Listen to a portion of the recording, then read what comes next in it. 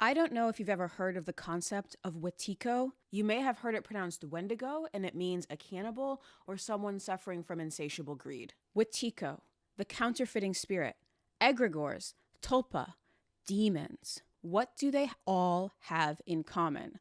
Well, if you said that social media has proven them to be real, you got the answer right. See, people say, people say, may you live through interesting times as kind of a put down, as kind of a secret curse. But you know what? There seem to be upsides to living through interesting times. And one of them is now we know these things are real, right? Aren't we lucky? Aren't we so lucky? Now, you may take a metaphysical route in approaching this concept, or you may take a psychological route. Either one gets you to the same destination, so good for you. What matters is that you're able to see it and you're able to identify it. Now, a psychological route, you might call these autonomous complexes. You know, kind of neuroses that live in the subconscious mind, the unconscious mind, and express themselves negatively and sabotage your life. That's a fine way of looking at it. Or you might be more religious and say, that's a demon, that's the devil whispering lies to you. Either one works. I hate this division of the religious and the non-religious, because if we could just agree on terms, we could really talk to each other and get somewhere. But there's this artificial divide between the religious and the non-religious, and we say, oh, we're enemies, this is a different tribe. And it's like, come on, let's just move forward. Agree to disagree on whether it's real or not. The fact is, it's real when it's implemented. And not to get dark, because you don't expect anything like that on this channel. No, but not to get dark, but the devil didn't have to be real for those women to be burned at the stake.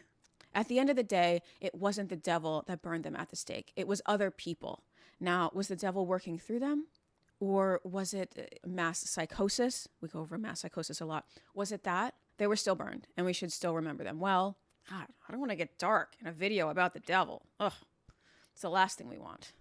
Now, let's focus on this concept of Wetiko. This was popularized by Paul Levy, and I actually think that this is a fantastic concept to understand what we're going through right now. Whether you're religious or you're not religious, it's okay.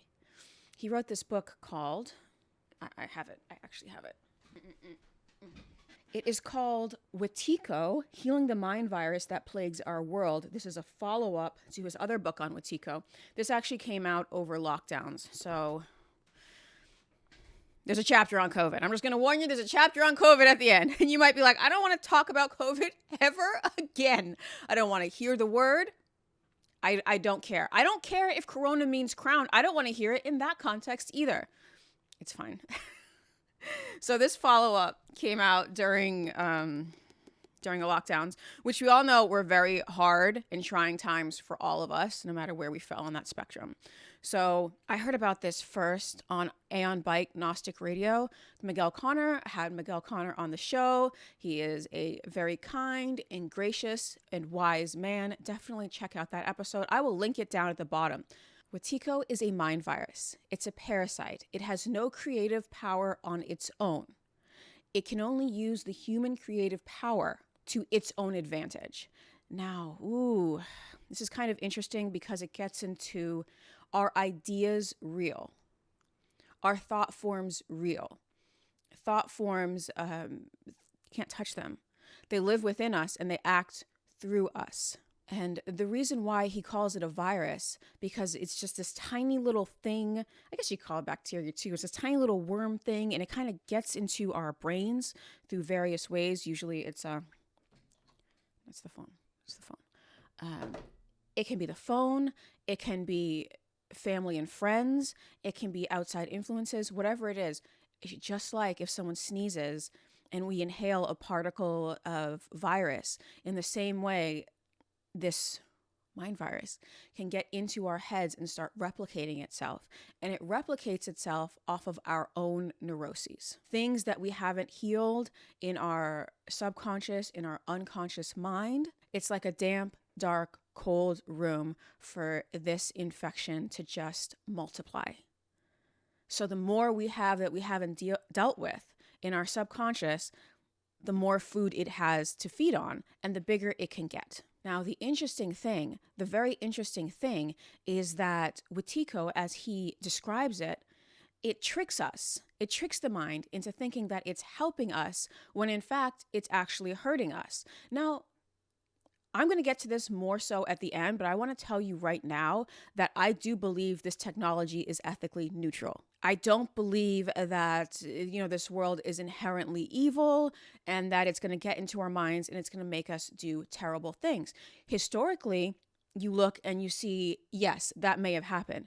But remember, what makes the news? What makes history? If it bleeds, it leads. So mind viruses, these seeds that can grow. A weed is a seed and a flower is a seed. So I do believe this same process can be used for positive things as well. But we will get into that later. So just think about that right now.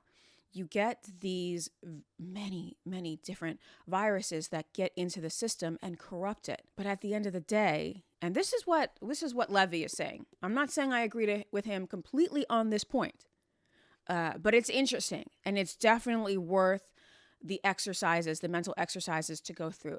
At the end of the day, what he is saying is it's the same virus expressing itself in various ways depending what our individual weaknesses are. Whereas others might say that it's different viruses using the same method to get through to us and express themselves. So that's a question. That's a question for you. I don't have the answer to that. Sorry. If I had all the answers, I know there are some people who want me to have all the answers and I just don't have them, but I can ask a question. Sometimes that's half the battle, is asking the right question.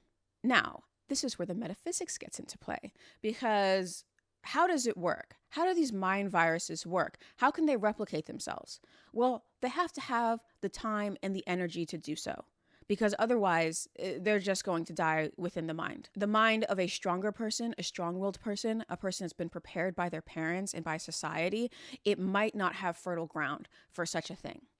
But idle hands are the devil's playthings, would feed on our discontent and the extra time we have, especially if we're not literally doing things with our hands and dealing with reality on reality's terms regularly. This thing can get into us and then use our hands to do what it wants to do.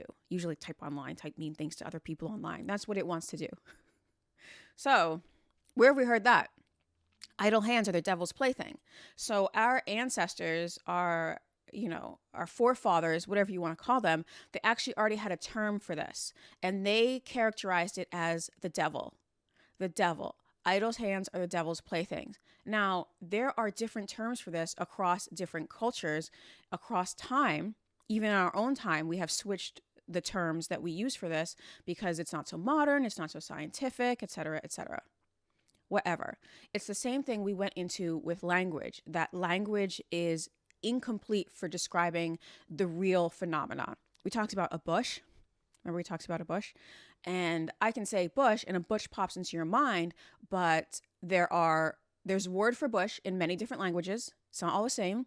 German's different, French is different, Chinese, etc. And they might be talking about a bush that is unique to their culture and their environment. But nevertheless, we can still understand each other, through Google Translate. So long as it hasn't been corrupted, fingers crossed. Anyway, the point is idle hands. Idle hands are the devil's plaything. And idle hands are also the playthings of various neuroses or neurotic processes, or Wetiko, the mind virus that plagues our world. I actually really enjoyed this book. And then I kind of got off into the COVID territory and I'm like, look, I'm still here. I'm going to listen to what you got to say. But nevertheless, I could see how some people might be like, what are you talking about? And how does part 3 really relate to the rest? And that's fine. That's fine. He doesn't have to say what we want him to say.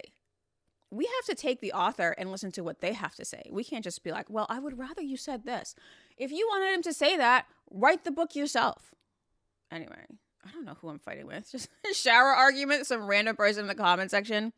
We're moving on. Wetiko, or the counterfeiting spirit. The Gnostics call this the counterfeiting spirit. Why do they call this the counterfeiting spirit? Because it takes over our bodies and kind of makes us, even our mind, our processes, it takes over the full body. And our mind is part of the body, your brain is part of your body, and makes us act in a way that it wants us to act. That's how it's a parasite. That's how it makes us into zombies. That's how it makes us into the Last of Us fungus creatures. United States 2023. I have to phrase things by popular movies and shows, and it's fine. It's fine. I'm sure we've all had a friend that got caught up in something, that got caught up in a movement, that got caught up in an ideology, and we just don't recognize them anymore. They may look the same. Sometimes they don't even look the same, but they may look the same. But once they open their mouth, they're like, I really don't recognize the kind of person you are now. I don't recognize the thoughts that are coming from you. Where did this all come from? It doesn't sound like you. Now, this person may have been their former self. The self that you knew may not have been completely real, first and foremost, because they may have had a front. They may have been putting on a front to the world. We went over this in the presentation of self in everyday life, where some people go from mask to mask to mask to mask. And so they can take off the mask that you know and put on a new mask. And so that's what you're seeing. And that's okay. We all do that, especially when we're young. We try on different outfits and we try to see what it means to be us. And that's just normal. That's just natural. It happens with a lot of people. Some people are more strong-willed and you can't tell them nothing. And that's okay. So regardless, we've all had that friend that gets into a movement, that meets a person, it gets into a friend group, and you're just like, I don't recognize you anymore. Something is acting out of you, or a part of you that hasn't been expressed properly in the past is now given free rein to act out, and it's just like a new person. They're like a shell of their former selves. And this is kind of when we get into the counterfeiting spirit. I'm also going to link another video or article. I'm going to link an article by Miguel Conner about the counterfeiting spirit, because he is a Gnostic and they have this concept. Also below is an article from Gnostic Warrior. Just think about it like this. Counterfeit, like a counterfeit bag is a replica of a real bag, and spirit, the Holy Spirit, the soul, the humanity in all of us, whatever you want to call it. And what's really interesting about this concept is how they describe it, how they put it into words. It's like a plaster. It's like a lava. It's like a clay. It gets into the soul and fills out, grows and grows and grows as much as it's fed, and takes the form of the soul and then hardens so that light can't really get in. And so that's the way they describe the counterfeiting spirit. That's why it's a counterfeit, because that person is a shell of their former self. You could say, wait, you do cult research. Isn't this what cults do to people? Absolutely. Absolutely. The brainwashing, they call it brainwashing. I don't know if it's necessarily brainwashing, because in order to brainwash, you have to wash the brain. And it seems like when you say someone is brainwashed, that they didn't really have a part of this. But when we get into it, we'll see that people are oftentimes very willing. They're very willing. So we can't necessarily say this person was a victim of brainwashing. We could say that a lot of these people are complicit in their own reprogramming. That's a nice way to put it. Complicit in your own reprogramming. I love it.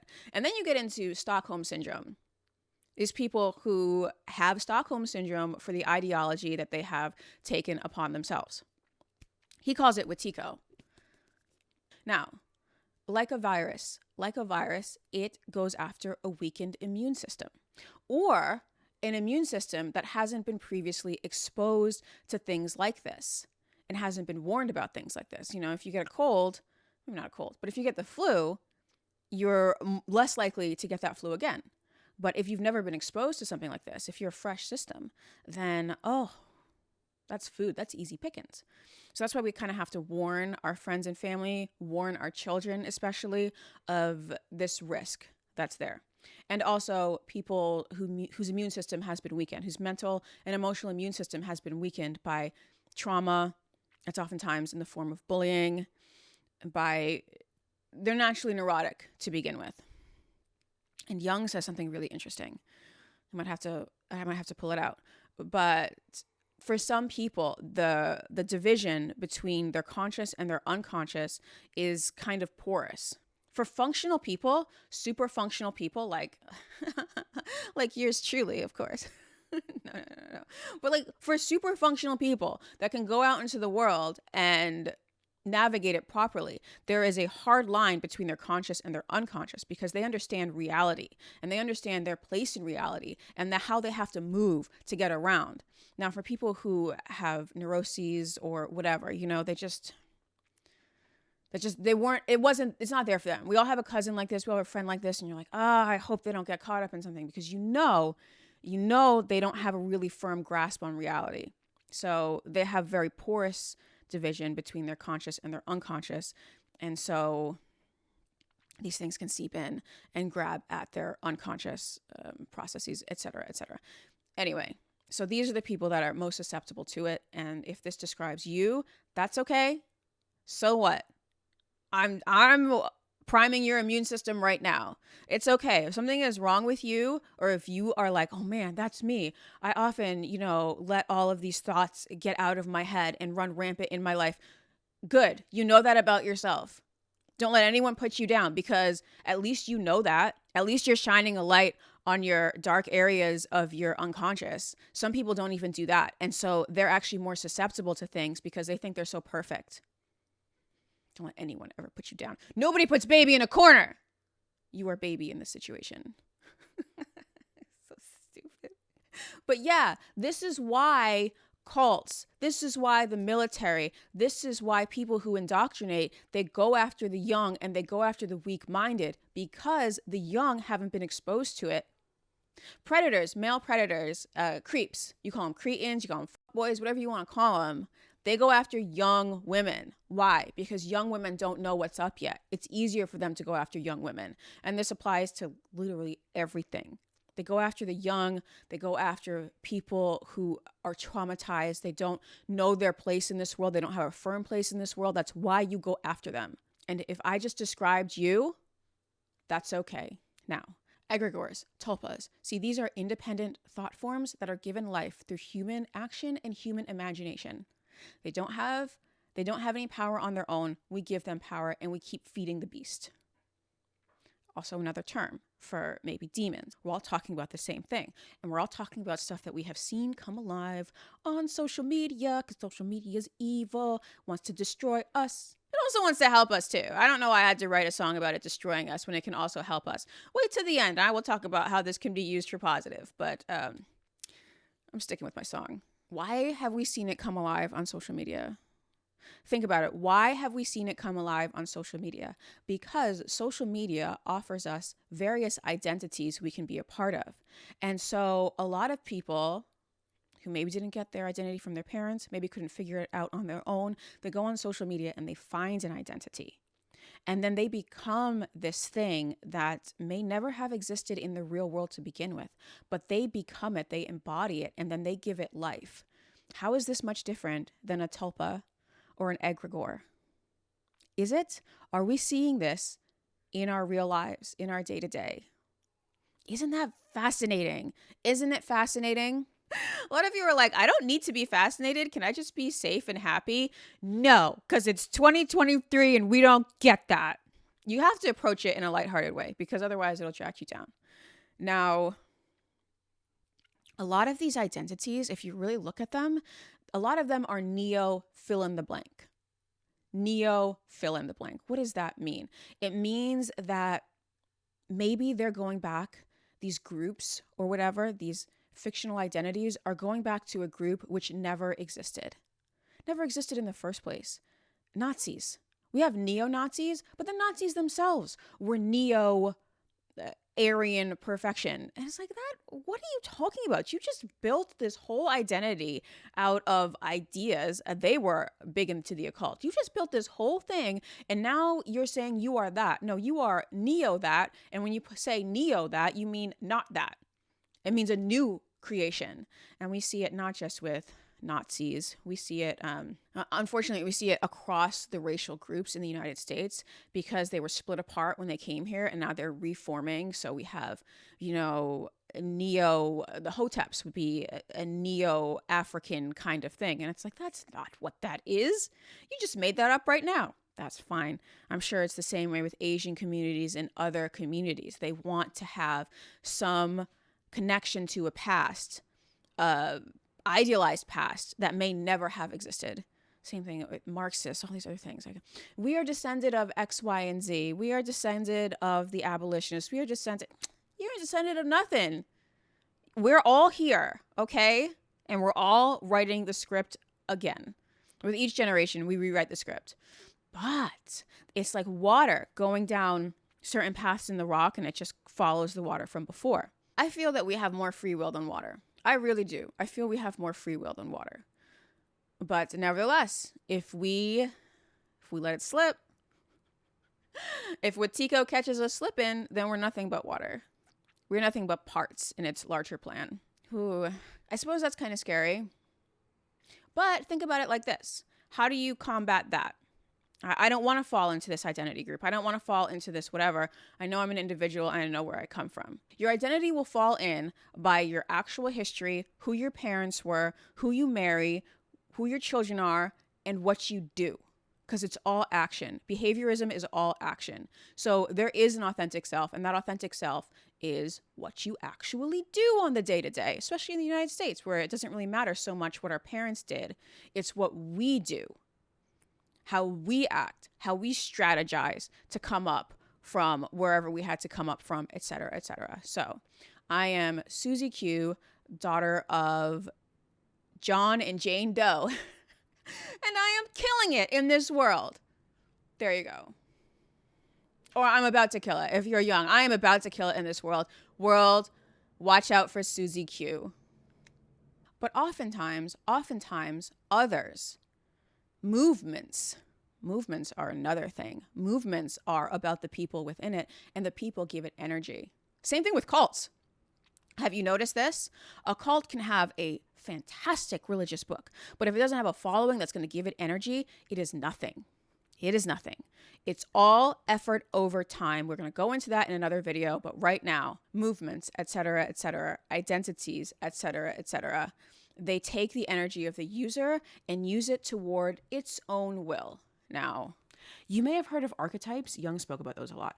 These are thought forms, patterns that individuals model themselves after. Now, on closer inspection, they are similar to egregores. But like I said, this technology is ethically neutral. Effort over time, that can be used for something good too. Can you have a positive mind virus? Absolutely. We're going to get to that. I suppose the real question is any of this real? Is any of this real, or is it just a way to put into words a phenomenon? Is a phenomenon real? I don't know. Is a hurricane real? Was a satanic panic real? Well, maybe the Satan part of it wasn't real, but the panic that ensued was real. I used the example of the witch trials before. What is real? A bullet is real. So a group can get caught up in this whirlwind, this mind whirlwind. You can all get infected with this same virus, the same fungus that takes over their body. And maybe the idea itself isn't real, but the fact that it mobilizes them to do something is very real. In which case, that idea is more real than most other things.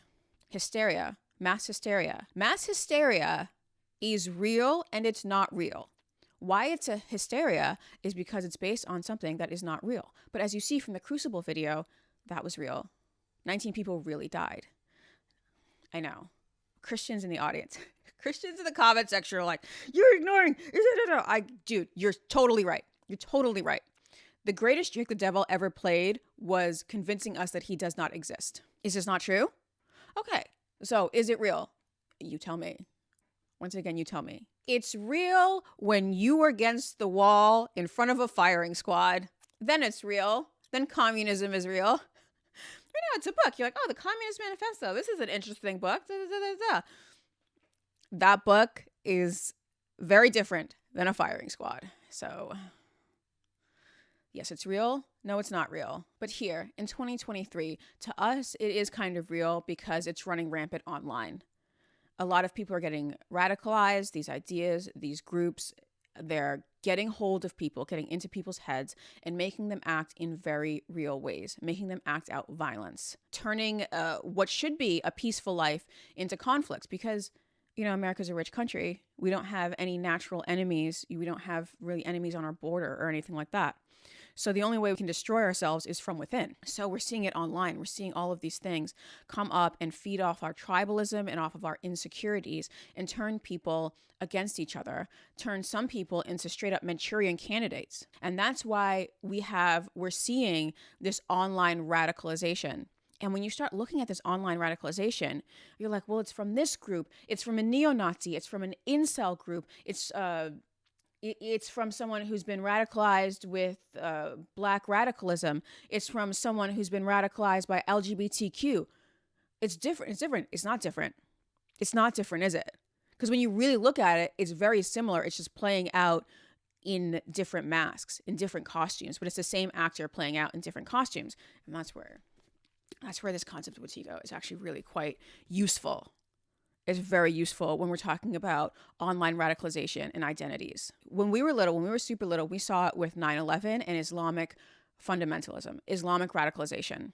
Okay, Islam is a fantastic religion. It seems to help a lot of people depending on the political and social circumstances of their country. It seems to help people. It seems to really help people in the West. We see people who adopt Islam and it's actually really helpful and gets them out of more dire circumstances. So you're like, okay, Islam is great. Is it really going to be trouble if we go down this path? Or individuals might think, is it really going to be trouble if I go down this path? If I become more religious, if I become a little bit more religious, more devout, if I discipline myself more and control myself more? At first glance, that's not any trouble. But then we see it keep going down this path and we see how it corrupted people and really turned them into just wild cards, just complete wild cards. And we saw it in Europe for a while. It was making people very violent. It's turning them into terrorists. And then we see it with other things. Well, Christianity is good. Christ is talking about forgiveness. He's talking about peace. But now we're seeing, and we've seen in the past, now we're seeing Christianity turned on its head. And instead of talking about peace and talking about forgiving, we're talking about judging people, talking about judging others who don't hold these strict views of Christianity. And we're even seeing it, I'm seeing it with people who were not so radical, who were not so devout Christians even 5 or 6 years ago. It's radicalization. And we saw it last week. We saw it last week with the school shooting. Was that last week? That was sad. We saw it last week with the school shooting, with the LGBTQIA plus shooter killed those Christians, was radicalized by the LGBTQIA plus ideology. And you're like, well, what is wrong about being accepting of gender nonconforming people? What is wrong with being accepting of lesbians and gays and bisexuals? What is wrong with this? Well, once you give something a label, this is the tricky part, because oftentimes an enemy will give something a label. It's not even the group itself that gives it a label, but an enemy will give it a label, or the group itself will give it a label. It doesn't matter. We say, now I've labeled this group. Now I've labeled this box. Now you can get in it, and now we can float this box down the river. Oftentimes that is a rapid rushing water. We can send it right over the waterfall because you gave it a label, you put it in a box, and you allowed it to become an egregore, and you allowed it to fester, to metastasize. So something that might be good at the start, then you put it in this box and you're able to exploit that for the interests of who even knows. Sometimes the interest is simply the interest of chaos. And we have to go into that because there doesn't have to be an evil person at the top, like pulling the strings on all of this. Sometimes chaos itself can do this. And you're like, Maya, that completely contradicts what you said about this technology being ethically neutral. That means that this world kind of veers toward the negative, doesn't it? No, don't be so black-pilled. Don't be so black-pilled, okay? It's a very Gnostic thing you just said. That's a very Gnostic thing you just said. Remember we went over this with the Cathars, and they believed that the god of this world was a trickster god, that this world was crafted to essentially be somewhat evil. All right, it's fine. I have Gnostics in my audience. That's okay. You're allowed to believe that. I don't believe that. I am white-pilled. I believe this technology is ethically neutral and we can use it for good as well. But you have every right as a citizen of the United States, as a free thinking person of this world, to believe either thing. Just keep in mind that even the best intentions can be weaponized to negative things. The road to hell is paved with good intentions. Remember your grandmother said that? Your grandma was smart. Listen to your grandma. Of course, for us in the West, this comes from a Christian kind of backdrop. So it's like the devil this, the road to hell that. But nevertheless, it's the same concept. And we're seeing that right now. You're like, Maya, what you're describing is terrifying. Why would you bring this into my living room? Why would you even bring this up? Can't you just run through flowers and put that on YouTube? I could just run through flowers. I'm not going to. Okay? I'm bringing it up because we need to hear it. Why are we dealing with this so much right now? It's 2023. Why are we dealing with this so much right now? And it seems that when we were little kids around the turn of the century, before 9/11, before 9/11, or around the time before everything had gone nuts, we didn't really have to deal with that. We didn't really have to deal with this. Now, is that because we're looking back with nostalgia and we're like, oh, it was a simpler time in 2000, in the late 90s or whatever? Are we looking back with nostalgia, or are things legitimately different? I feel it is my belief, and I'm going to back this up right now with information. It is my belief that things are legitimately different right now. So what's different? Okay. More people no longer have a religion. They no longer have a belief system. And so that creates a vacuum. And, this world abhors a vacuum. Something else is going to come and it's going to fill it. Is it that plaster? Is it that counterfeiting spirit? Is that going to come and fill that void with something that it wants instead of something that you put in there? That's why I say this technology is ethically neutral, because we have every power, we have every right, and we have every ability to fill that void with what we want to fill it with. But we do have to believe in something, or else we'll fall for what other people suggest. So religiosity went down. Might be a good thing, but it wasn't replaced with anything. So you know what? It's like an auction block right now. It's like, okay, religious beliefs, what do you got? What do you got? Okay, well, we got this ideology. We got this movement. Okay, good. It wasn't like that necessarily for our parents' generation. Their parents filled them with beliefs. Were those beliefs good? Were they bad? I know there's a lot of drama surrounding the Catholic Church and has been over the past 20 years. So I know a lot of former Catholics. Who's to blame for this? It's the Catholic Church. It's the Catholic Church. I'm not blaming anyone because they abandoned the Catholic Church after what happened. But the Catholic Church has been up to stuff for a long time. So you're like, really? This is the limit? The child molestation is the limit? Did you hear what we did to the Cathars? Anyway. Yeah, but we have the media now, so we can hear about things. So the lack of religion, the lack of structure, a spiritual structure. Also, family is declining. It is. People are getting married less. They're having children later or not at all. And it's a really good documentary. I'll talk about it later when I talk about the declining birth rates. But that started, according to this documentary, which I will link at the bottom just so as a reference, but I'm not going to really go into it today. That really started in earnest after 2008, after the market collapsed, because the millennial generation no longer felt stable to have children. And that's legitimate. That's legitimate. You had these people that were preying on us, that are taking our futures away, that are gambling with the economy. They were never prosecuted. We are not going into 2008. Regardless, that showed the millennial generation, which should be having a lot of kids right now, it's not safe to have children. At any point, your life can be ripped out from under you. So just take care of yourself. And honestly, because it did upset the job market so much and it upset the finances, millennials actually have less money to have children. So I'm not blaming millennials for this. All I'm saying is that the family structure has been weakened. And so we no longer have to really make a belief system. Most of us don't have to make a belief system because we used to have to do that for our children, because we used to have to lie to our children and tell them that we were stronger than we actually were. And in doing so, become that strong. So that's kind of what our parents did, and it gives you a newfound appreciation for our parents. So that's one, lack of religiosity and lack of family. through reasons that are not our fault. I don't want to hear in the comment section people blaming millennials. That's the last thing I want to hear. 2, why is this happening? The internet is exposing us to all kinds of new ideas. And it's setting off our tribalism. It's setting off our basest instincts. The internet is setting off our basest instincts. It is feeding off of our sin. It is. What's winning? Sin or virtue? Gluttony, vanity, pride, envy, greed. All of these things are being fed through the social media feeds. The algorithm is literally feeding these things. So a person who says the demon is in the algorithm is not wrong. They are not wrong. They are just understanding the modern world through a maybe 19th century lens. So the algorithm, social media, this new technology that we had not been prepped for, because how could you prep for these things? Our parents were in no position to prepare us for this. We have to prepare the children for this, because now we know. Now we got hit with that wave, that tsunami that was social media. And now we have to prepare the next generation. But our parents, they did their best. They were in absolutely no position to see what was about to come with social media and this algorithm. And a lot of them have gotten caught up in it too. A lot of them are fighting with your aunties on Facebook right now. Because you're lurking. We're all lurking like, ooh, she said what? Oh, she said what?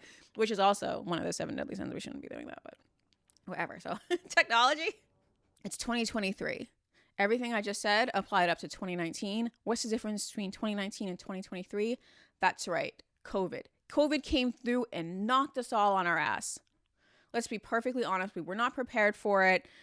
The powers that be had an intention of their own, was different than ours. Things happened that were beyond our control.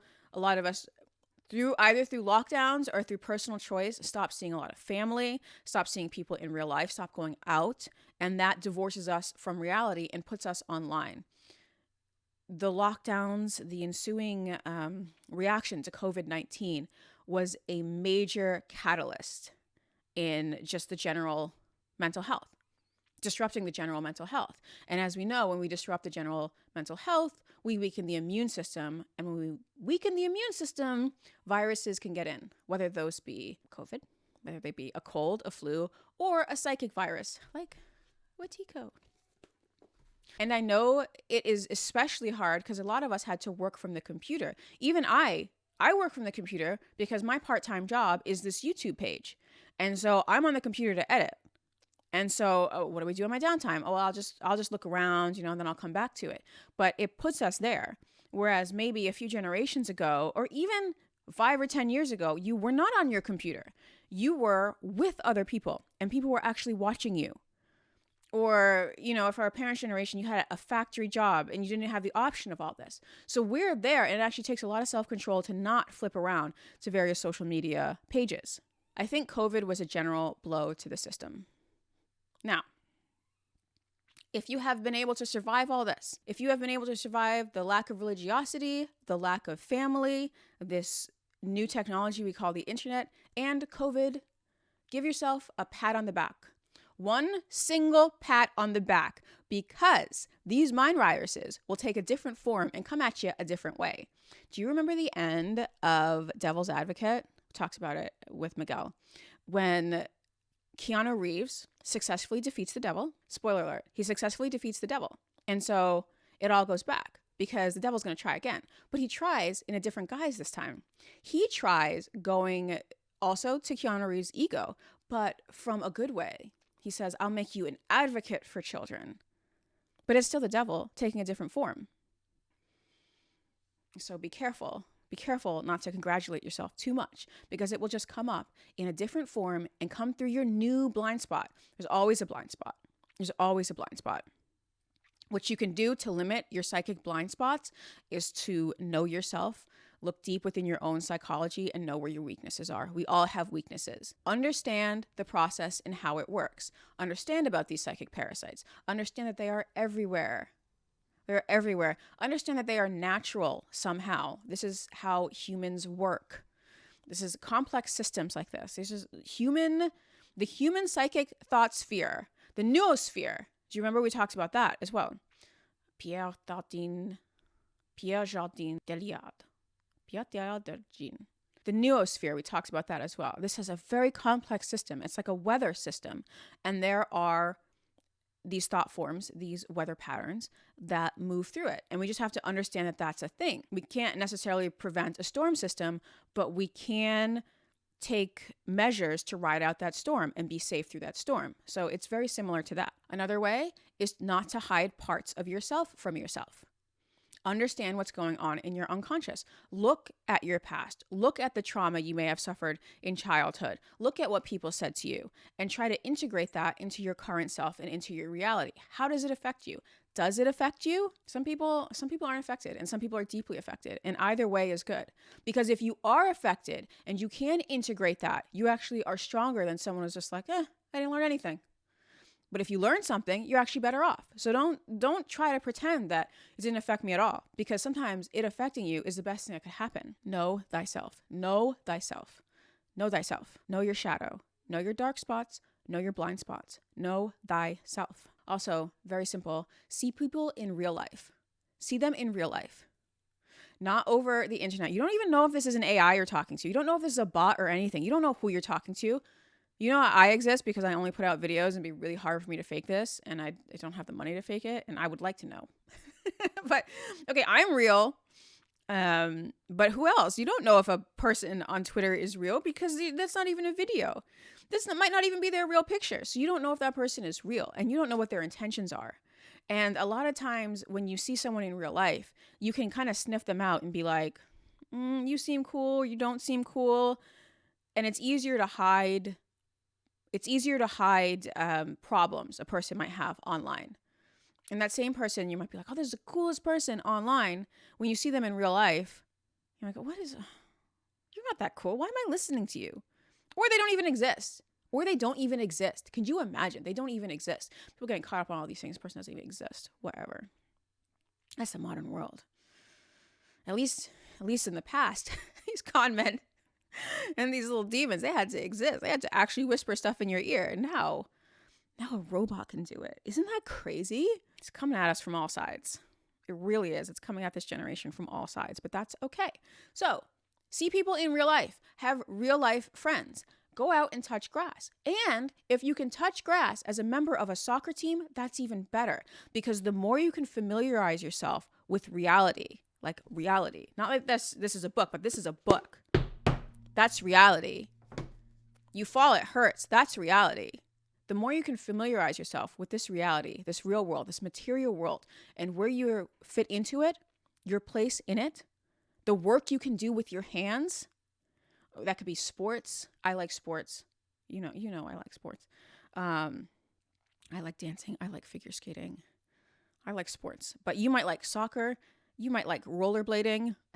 Rollerblading is just like figure skating, except outside. Let me think of another sport. MMA. One of my fans likes judo. The more you can familiarize yourself with real sports and real people in them and have to interact with them through actual rules that you don't make yourself, the stronger you become. That's even chess. Chess is that way too. There's online chess, but if you go and you play chess with a person and you have to touch a piece, that makes you stronger and that makes you more resilient and that makes you understand the world, your place in it, and your limitations much better. Now, I said that I would end this on a positive note, and this is what this is that this technology is ethically neutral. This technology is completely ethically neutral, in my opinion, because why? Okay, so Wetiko might be a negative mind virus. But listen to this. How do we know Christ isn't a positive mind virus or something like that? Rumi or whatever. These people died thousands of years ago. What we're dealing with now is the idea of these people and what we project onto these people. So why can't we be infected with positive mind viruses the same we are infected with negative mind viruses? Right? Right? It makes sense. You got to think about it for a little bit, but then you're like, wow, that makes sense. So just as the online sphere can write a negative script for you, so can you write a positive script for yourself and follow that. We went over this in the presentation of Self in Everyday Life. You can write your own story and you can make it great. Or if you're like, that's a lot, I can't really do that, there are positive stories online too. You can follow positive influencers who are doing things that you aspire to do, whether they be fitness instructors, whether they be artists, whatever it is. You can say, I'm going to seek out the good. And I know that people react more strongly to the negative than the positive, but I know that about myself because you know yourself. So I'm going to seek out the positive, and I'm going to check that aspect of myself that seeks out the negative and gets excited by the negative. Now, you might have to be a little bit more bored than if you were looking at these negative, incendiary things, but that's okay because you know yourself and you know what you need to grow and to use this technology in a way that benefits you and benefits your family, because that's what we're here for. And if you have gotten yourself in a spot, it's okay. We all get into spots. Just be willing to cast off a shell that no longer fits you. You are the most fabulous hermit crab in the whole ocean, and you're going to cast off that shell that no longer fits and find a much better shell for yourself. And it's okay if you got caught up in things. We all get caught up sometimes. Get caught up in all kinds of things. It's perfectly natural. So don't you worry about it. Anyway, subscribe.